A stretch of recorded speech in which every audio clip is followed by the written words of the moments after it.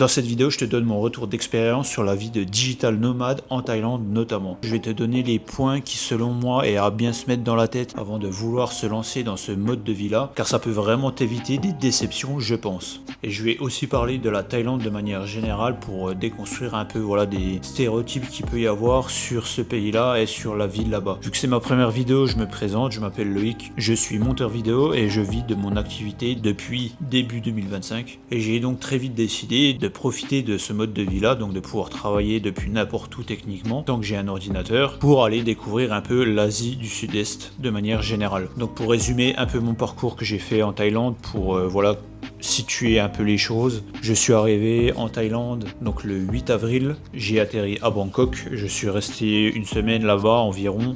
Donc je suis reparti le 15 de là-bas, 15-16 je sais plus. J'ai eu le temps de faire Sangkra, donc pour ceux qui connaissent pas en fait c'est le nouvel an bouddhiste. Donc en gros c'est un peu pendant 3-4 jours une fête géante dans toute la Thaïlande. Et la tradition là-bas un peu pour fêter ça, c'est d'arroser les gens avec des pistolets à eau, voire d'autres choses. Il y en a d'autres qui vont carrément avec des gros seaux d'eau. Donc des fois on peut ressortir bien trempé de cet événement là, mais c'est vrai que c'est un truc super sympa à faire. Moi j'avais bien aimé Bangkok. En fait j'ai atterri en Thaïlande, j'avais qu'une semaine de réservé et je revois 2-3 jours avant la fin de cette réservation là. Je me suis dit qu'est-ce que je fais, est-ce que je reste à Bangkok ou est-ce que je profite directement pour explorer, parce que c'est vrai que vu qu'on a que 2 mois en fait d'autorisé, et donc en fait très vite je me suis dit qu'est-ce que je fais, est-ce que je reste à Bangkok ou est-ce que je profite direct, je bouge et j'ai envie d'explorer. Et je suis allé directement donc à Chiang Mai. Donc Chiang Mai qui est au nord de la Thaïlande pour ceux qui ne savent pas, qui est plus dans les montagnes. Chiang Mai, je suis resté 8 semaines je crois au total. Je suis arrivé aux alentours du 15 avril et je suis resté jusqu'au 2 juin où je suis parti du coup pour le Vietnam pour arriver à Da Nang. Donc la première erreur à ne pas faire quand tu te lances dans le mode de vie de nomade digital, c'est de bien comprendre que en fait tu vas juste aller travailler dans un autre pays. Qu'est-ce que je veux dire par là? C'est que en fait tu ne peux pas être en mode touriste tout le temps. Pourquoi? Parce que quand tu es touriste, qu'est-ce que tu fais? En fait tu as toutes tes journées devant toi, donc tu peux te permettre de partir à 8h du matin de ton hôtel et ne pas rentrer avant 19, 20h, 21h. Mais là tu es censé travailler, donc en fait tu vas transposer techniquement ta routine que tu as en France dans un autre pays. Oui, tu vas pouvoir explorer un autre pays, une autre ville, mais en fait normalement tu vas le faire sur tes jours off, on va dire le week-end ou les jours off que tu choisis de prendre. Mais tu peux pas te permettre d'être tous les jours en mode je vais voir ci, je vais voir ça, etc. Parce qu'en fait sinon tu vas peut-être quand même arriver à trouver du temps pour travailler, mais tu vas peut-être travailler 1 ou 2 heures, 2-3 heures par-ci par-là. Et est-ce que 2-3 heures ça permet vraiment d'avancer sur le travail pour tes clients? Je pense pas en fait, parce que à moins que tu aies déjà un business qui soit déjà très très en avance et qui nécessite très très peu de travail, ce qui en réalité est le cas de peu d'entrepreneurs. La plupart des entrepreneurs, même ceux qui sont en ligne, c'est au moins 5, 6, 7 heures par jour. En fait, si tu travailles 6-7 heures par jour, t'as pas le temps d'aller faire une randonnée à droite, t'as pas le temps d'aller faire un resto à midi, et puis après d'aller explorer pendant 4-5 heures la ville où tu es, puis après revenir le soir et puis te refaire un petit resto. Comme dit, c'est possible 1 ou 2 jours dans la semaine, mais c'est pas possible tous les jours de ta semaine. Sinon, en fait, juste tu n'avances pas sur ton travail et tu ne rends pas tes projets à temps à tes clients. Si tes clients ils sont plus contents de ton travail, tu n'as plus d'argent. Si tu n'as plus d'argent, tu ne peux plus maintenir ton mode de vie. Donc conclusion, tu ne peux pas avoir la même vie qu'un touriste quand tu es nomade digital. Et ça, faut bien se le mettre dans la tête. Et c'est pas forcément évident à accepter, parce qu'en fait, tu viens dans des pays où il fait très beau, il fait très chaud. Et souvent, il y a des bars et des restaurants de partout. Donc en fait, rien n'est fait pour que tu aies envie de travailler globalement. Et je pense que c'est aussi une des raisons pourquoi il faut pas se dire je quitte tout ce que j'ai en France, mon travail, etc. Je vais aller en Thaïlande et une fois sur place, je vais trouver le business que je veux faire. Non, parce qu'en vrai, à part si t'es quelqu'un qui est déjà très très discipliné dans ta vie, ça va être très compliqué de ne pas se laisser tenter par une sortie avec quelqu'un que t'as rencontré la veille. Ça va être difficile de ne pas être tenté d'aller à la plage parce qu'il fait beau, qu'il fait 32 degrés, etc. Et que l'entrepreneuriat, tu restes derrière ton bureau 5-6 heures par jour et tu taffes. Et encore 5-6 heures, c'est vraiment le minimum. Si c'est pas 7, 8, 8, 9, 10 quoi. Donc le second point à bien prendre en compte selon moi, c'est le décalage horaire. Alors ça paraît con, on dit comme ça, parce que si t'es quelqu'un qui est prévoyant, bah tu te dis oui, ça paraît logique, mais je pense que beaucoup de gens l'oublient ou ne se rendent pas compte à quel point ça peut être contraignant. Parce qu'il faut bien se rendre compte que si t'as un métier qui a énormément besoin de contact avec les clients ou avec d'autres personnes de son équipe, imaginons que la plupart de tes clients ils soient en France, c'est-à-dire qu'il y a à minima 5 heures de décalage, voire 6 quand c'est les heures d'hiver en France. Par exemple, si tu as besoin de quelque chose en urgence d'un client, selon à quel moment il commence sa journée, tu n'as peut-être pas forcément la réponse avant 13 ou 14 heures chez toi. Donc ça peut être contraignant. Et si tu es dans des projets ou dans des métiers qui demandent énormément de retours clients avant de pouvoir avancer, imaginons t'es coach et que tu fais du coaching en direct avec tes clients, en visio, bah ça veut dire qu'il faut que tu te rendes disponible au moment où la personne va faire sa séance. Donc si la personne elle l'a fait à 14, 15, 16 heures, ça veut dire que toi tu dois te rendre disponible, aller à 21 heures, voire 22 heures, voire plus tard si c'est plus tard dans sa journée à elle. Donc en fait ça peut changer énormément de choses. Et je dis ça aussi pourquoi? Parce que nomade digital, on peut être auto-entrepreneur, mais on peut aussi travailler pour une entreprise et puis être full à distance. Et dans des groupes de nomades digitaux, j'ai vu des gens qui disaient je travaille avec une entreprise qui est au Royaume-Uni. Si je viens à travailler depuis la Thaïlande, ça me ferait des horaires de 14h à 23h. Puis la personne elle demande un avis en mode ouais est-ce que vous pensez que c'est dur à tenir, etc.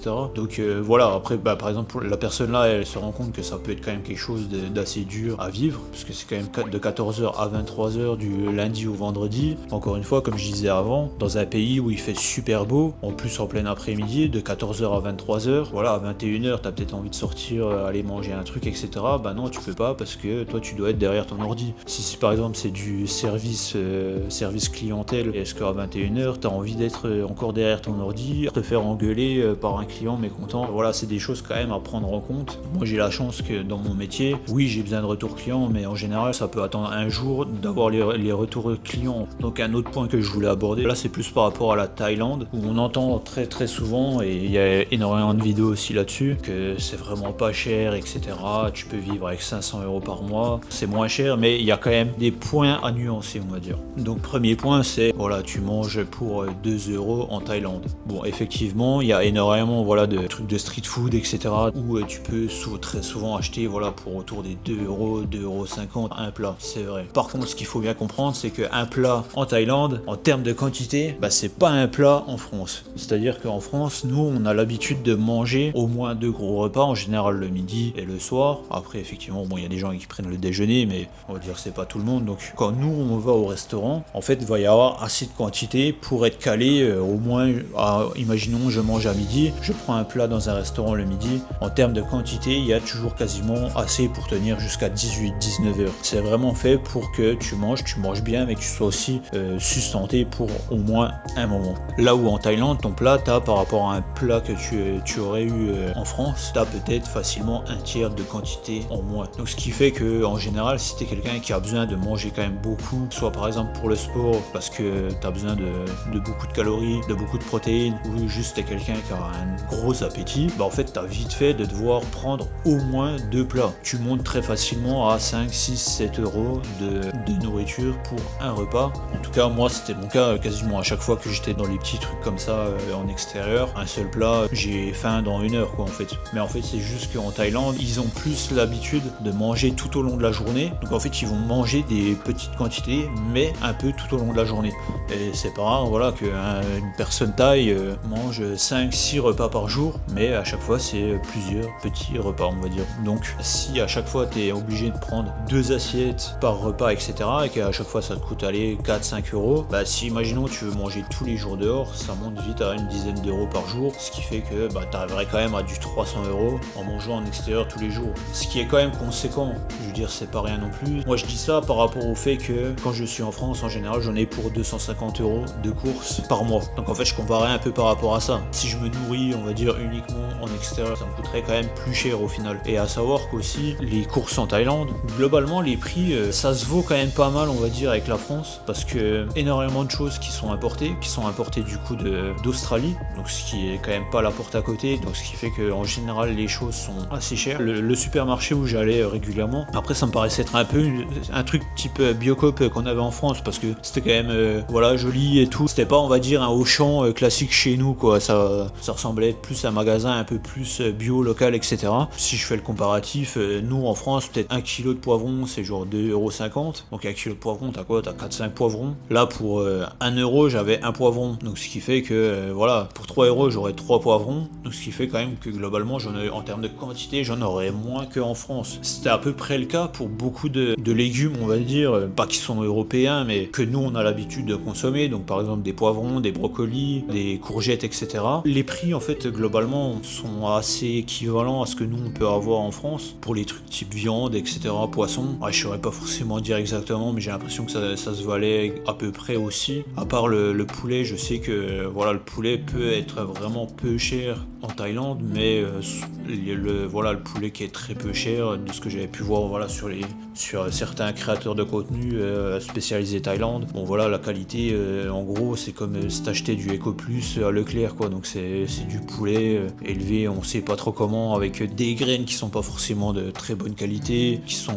voilà, élevées dans des conditions qui sont pas forcément dingues. La qualité générale est pas forcément dingue, mais si tu veux commencer à acheter du poulet un peu de meilleure qualité, bah en final, apparemment, ça c'est pareil, ça revient à peu près au même tarif qu'en France. Donc en fait, si tu veux manger relativement sainement aussi, enfin faire tes courses, etc., en Thaïlande, ça peut aussi pareil monter assez vite cher, quoi. Et je reviens par rapport à ce que je disais aussi sur le fait de manger en extérieur, c'est que moi je suis pas forcément fan de manger uniquement en extérieur en Thaïlande. Pourquoi? Parce qu'en fait il y a beaucoup de leurs plats, je trouve, n'ont pas forcément énormément de légumes. Du coup, moi je trouve que c'est quelque chose quand même assez important dans l'alimentation de manière générale. Je préférais quand même alterner au final un repas que je faisais moi-même et des plats que j'allais chercher en général en extérieur directement. En Thaïlande, j'ai fait aucun Grab. Grab, c'est l'équivalent de Uber ici, en fait. Où en gros on peut commander soit un taxi, soit même faire ses courses, soit commander à un restaurant. J'allais toujours un truc de street food à côté de chez moi, quoi, en gros. C'est quand même à nuancer le fait de dire que c'est vraiment peu cher, selon moi. Après, encore une fois, si tu t'en fous de ta santé, etc.,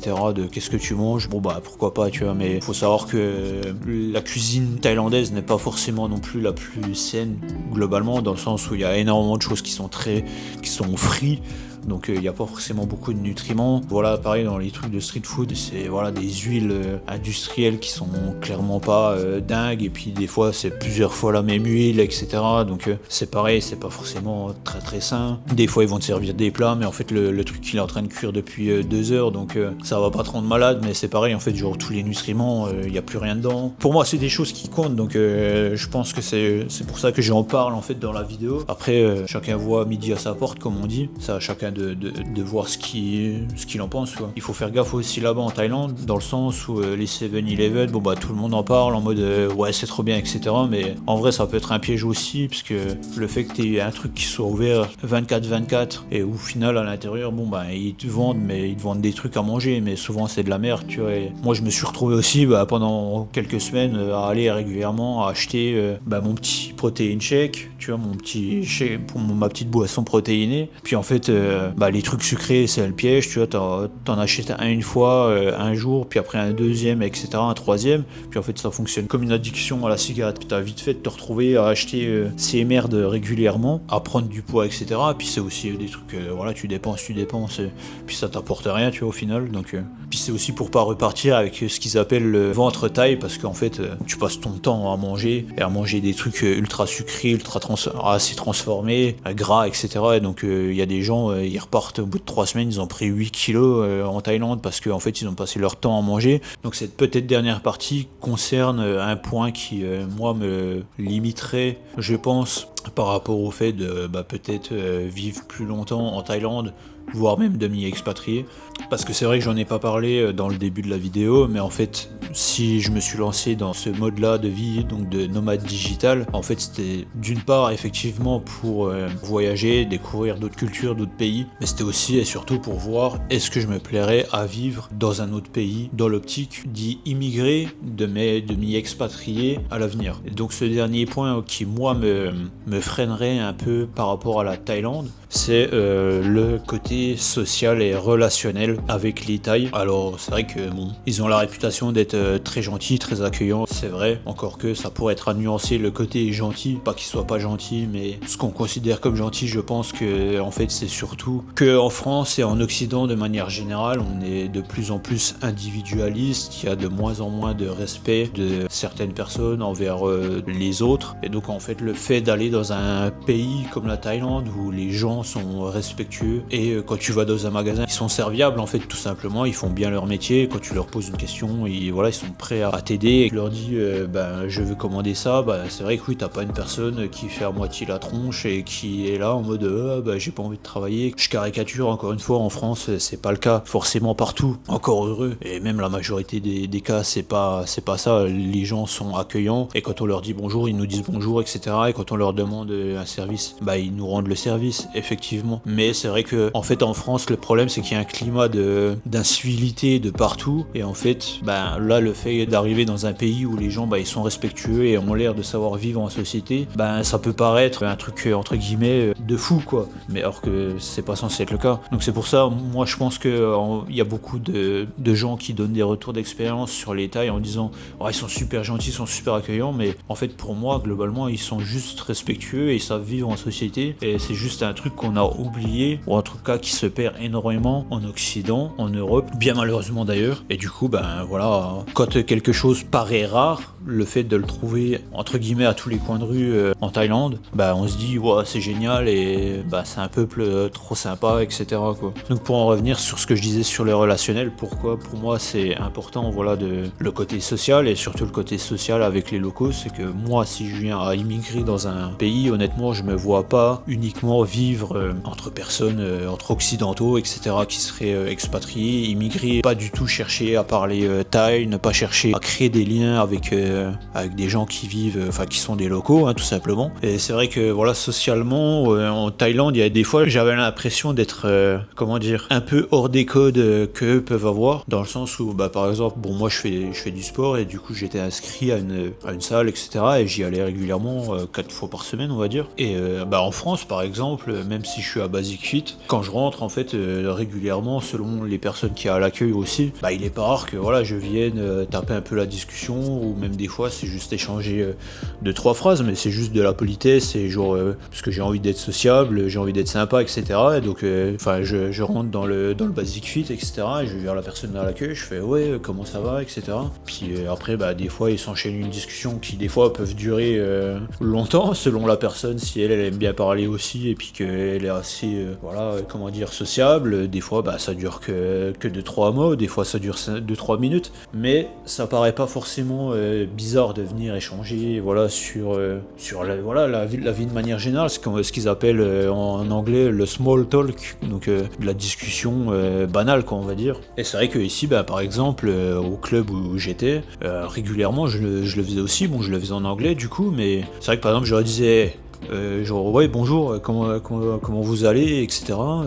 Bon, je le dis en anglais, forcément, mais genre la personne elle te regarde, elle fait ça va, merci. Puis en fait elle va pas forcément chercher à créer une discussion, ou même à relancer même un petit peu on va dire. Et des fois ça m'est arrivé même de faire la même chose et t'avais même limite même pas de réponse en fait. J'ai l'impression que c'est juste que chez eux peut-être ça se fait pas trop. Après, j'ai pas forcément demandé, j'ai pas essayé de me renseigner sur des groupes de Français qui ont pu vivre peut-être plus longtemps en Thaïlande, etc. et qui pourraient m'aiguiller sur la chose. Après des fois j'ai essayé de discuter avec des personnes qui tenaient des bars, des cafés, etc.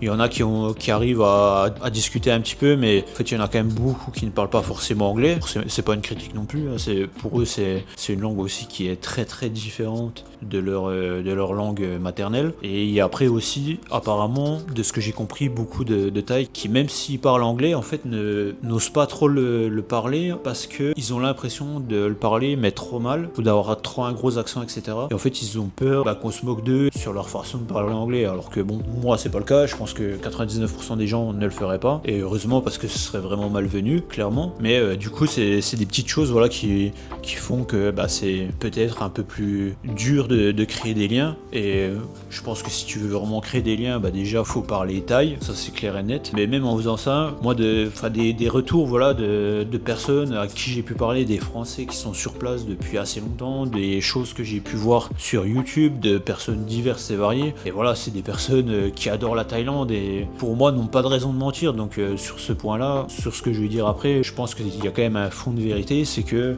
en fait pour une personne thaï, tu es un Farang, et même si tu es très proche de lui, tu seras toujours un Farang en fait. Là où j'ai quand même l'impression que même si en France c'est quand même dur de se faire des amis, même si imaginons je sais pas, t'as un ami qui vient, le mec qui débarque d'Ukraine, etc. Je sais pas, j'ai pris Ukraine au hasard, imaginons tu le rencontres à ta salle de sport et tu te mets à parler bien avec, etc.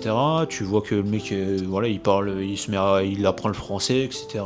Tu crées vraiment des liens avec au bout d'un certain temps, même si toi tu es français et que lui de base est ukrainien. J'ai l'impression que, enfin moi je pense que tu ne vois plus la différence au bout de quelques temps. Enfin après il n'y a pas un chiffre, voilà, à partir de 3 ans, il y a un tampon en mode tiens, je te considère plus comme un Ukrainien. C'est juste que je pense que plus le temps passe et plus tu restes ami avec cette personne, plus ce point de détail disparaît. Trop apprendre de la culture thaï peut être mal vu apparemment de beaucoup de Thaïs, parce qu'en fait certains, encore une fois pas tous, mais certains veulent avoir la possibilité, tu vois, de parler sur toi en thaï avec leur ami, même si t'es à côté, pas forcément en mal, mais pouvoir parler de toi sans que toi tu comprennes. C'est pas une critique de dire que s'ils ont cette mentalité là, ils ont tout à fait le droit, c'est chez eux. Si c'est juste un fait à connaître, voilà, il faut le dire et puis il faut en être conscient, parce que à la fin ça peut changer énormément de choses sur ta vie future sur place, tout simplement. Donc j'enregistre cette partie après avoir monté le reste de la vidéo. Je tenais à préciser certaines choses parce qu'en fait en visionnant le reste du montage, j'ai l'impression qu'on peut croire que j'ai eu une expérience négative avec la Thaïlande. C'est pas le cas du tout. J'ai beaucoup aimé vivre là-bas, ça c'est clair et net, mais en fait je voulais juste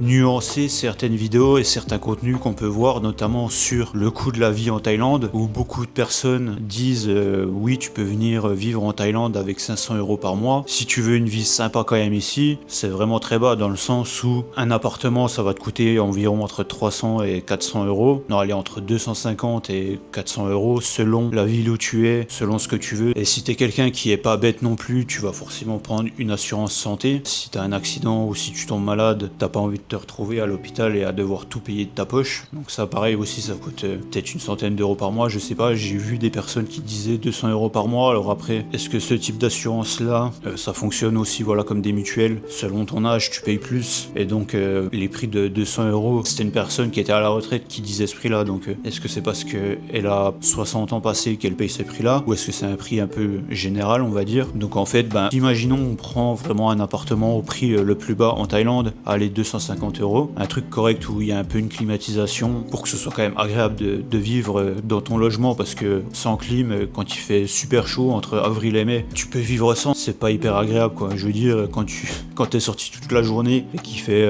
35 dehors, que tu rentres, que t'es en sueur complète, etc., c'est quand même agréable de pouvoir mettre une climatisation et de pouvoir mettre à 23-24 degrés dans ton appartement quoi. Donc je dis pas que c'est un non négociable la clim, mais c'est quand même un gros plus non négligeable. Et donc pour moi, si tu prends un appartement au plus bas et puis une assurance santé, t'es quand même déjà très vite allé à 400 € par mois. Donc si tu dois payer ton abonnement téléphonique, internet, etc., ça c'est des choses, par exemple l'abonnement internet pour ton logement, je sais pas si c'est compris dans le fait de louer ton appartement directement, ou est-ce que c'est à toi comme en France d'ouvrir ta ligne. Mais si par exemple tu dois ouvrir ta propre ligne, forcément c'est un petit coût en plus. Donc en fait, rien que pour le fait de juste vivre et d'être protégé en cas de problème, t'es déjà facilement à 400 €. Donc 500 € par mois, ça veut dire qu'il te resterait 100 € pour peut-être louer un scooter et puis pour manger. Moi ça me paraît quand même assez ridicule. Et puis en fait au bout d'un moment tu es juste frustré, parce que si tu ne peux jamais sortir en Thaïlande et que, allez, imaginons que tu es au bord de la mer, ok, tu vas aller à la plage tous les jours, mais au bout d'un moment tu vas être frustré de peut-être pas pouvoir aller dans un bar, de pas pouvoir faire des activités autres. Si c'est juste vivre sur place et vivre, manger, boire de l'eau, moi je pense pas que ce soit une vie qui est passionnante quoi. Donc c'est pour ça que ma vidéo n'est pas à but de descendre la Thaïlande. La vie là-bas est bien plus sympa qu'en France, ça c'est clair et net. Enfin, pour un salaire même plus bas que le SMIC, tu vis mieux que peut-être quelqu'un qui touche 2000 euros net en France, parce que t'es déjà beaucoup moins taxé et puis tout est beaucoup moins cher. Enfin, c'est pas que c'est moins cher, c'est qu'on peut avoir un revenu plus élevé facilement en ligne par exemple, et donc on peut faire beaucoup plus de choses, manger plus régulièrement dehors, aller boire un verre plus régulièrement. Voilà, il faut nuancer le coût de la vie, etc. Quand des personnes disent 500 euros par mois, pour moi c'est illusoire, ou alors faut être prêt à avoir une vie qui me paraît pas forcément appréciable. Enfin, en tout cas, moi je me verrais pas venir jusqu'en Thaïlande pour au final me retrouver comme en France où t'es dans une vie de disette où tu fais rien à part vivre, tu restes chez toi parce qu'en fait t'as pas les moyens de sortir. Oui, t'auras le soleil en plus, t'auras peut-être la plage. Je pense qu'au bout d'un moment ce serait frustrant quand même globalement quoi. Donc voilà, je n'ai pas eu une mauvaise expérience en Thaïlande, bien au contraire, je vous invite à aller voyager là-bas si vous en avez l'occasion. Si vous avez l'occasion de vous y installer et que ça vous fait rêver, allez-y. Je pense que c'est quand même une chose à tenter. On peut pas savoir avant d'avoir sauté le pas. Voilà, je pense que j'ai fait le tour de mon retour d'expérience sur la vie de nomade digital en Thaïlande et au final globalement à Chiang Mai. Donc je vous laisse me faire des retours en commentaire si vous avez des questions et que je peux y répondre, j'essaierai d'y répondre. Et faites-moi un retour sur cette première vidéo. Est-ce que le sujet vous intéresse? Est-ce que vous voulez en savoir plus? Qu'est-ce qui vous intéresserait de savoir? Soit sur mon métier de monteur vidéo, soit sur la vie de nomade digital, sur ce que vous voulez.